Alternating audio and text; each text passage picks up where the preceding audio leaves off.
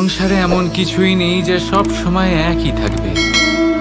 যা কিছু নির্মাণ হয়েছে তা একদিন অবশ্যই ভেঙে পড়বে, কিন্তু এই ভেঙে যাওয়ার বিশ্লেষণ আপনি কিভাবে করবেন তা আপনার উপরে নির্ভর করছে।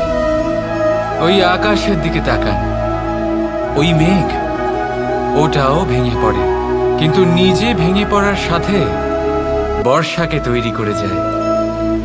মাটির ডেলা অবশ্যই ভেঙে পড়ে, কিন্তু ব্যবহারযোগ্য মাটির রূপ নিয়ে। এই ধরিত্রীর বুকে কোনো এক বীজ যখন ভেঙে পড়ে, তখন ধরিত্রীর উপর এক বিশাল আকারের বৃক্ষ নির্মাণ করে। যদি জীবনে কিছু ভেঙে পড়ে, তাহলে নিরাশ হয়ে পড়বেন না, নিজের সাহস হারাবেন না।